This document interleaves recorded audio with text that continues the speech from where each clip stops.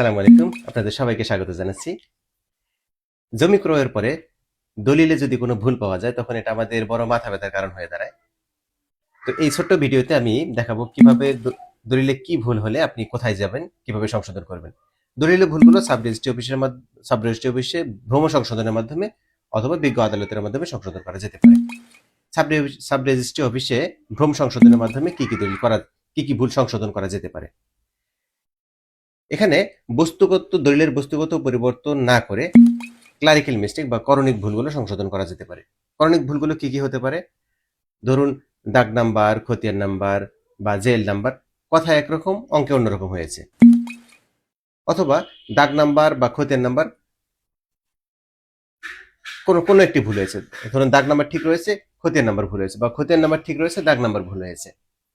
অথবা এমন হতে পারে সাবেক দাগ ভুল হয়েছে কিন্তু হাল দাগ ঠিক রয়েছে, বা সাবেক খতিয়ান ভুল হয়েছে, হাল খতিয়ান ঠিক রয়েছে। এই সমস্ত ক্ষেত্রেও ভ্রম সংশোধন হতে পারে। এছাড়া দলিলের 2 নম্বর কলাম এবং 11 নম্বর কলামে একরকম পরিমাণ বলা রয়েছে। ধরুন, এই দুইটা কলামে 3 শতক বলা রয়েছে, আবার 14 নম্বর কলামে পরিমাণ অন্যরকম বলা রয়েছে। অথবা দলিলের 8 নম্বর কলামে গ্রহীতার নাম থাকে এবং 9 নম্বর কলামে দাতার নাম থাকে।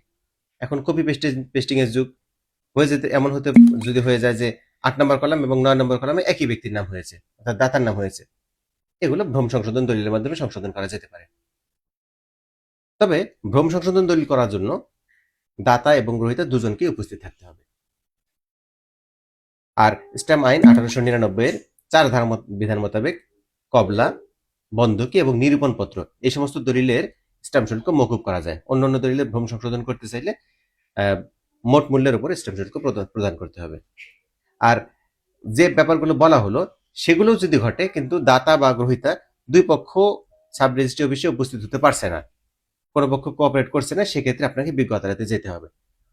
অথবা দলিলে এমন ভুল হয়েছে যেটা ক্লারিক্যাল মিস্টেকের পর্যায়ে পড়ে না, সেক্ষেত্রে আপনাকে বিজ্ঞ আদালতে স্পেসিফিক রিলিফ অ্যাক্ট 1877 31 ধারা মোতাবেক বিজ্ঞ আদালতে মামলা করে ভ্রম সংশোধন করতে হবে। ভ্রম সংশোধন করার পরে বিজ্ঞ আদালতের রায়ের কপি সাব রেজিস্ট্রি অফিসে প্রেরণ করবেন। সাব রেজিস্ট্রি অফিসে প্রেরণ করলে সাব রেজিস্ট্রার দলিলে বালামে ওই ভ্রম সংশোধনের বিষয়টি নোট প্রদান করবেন।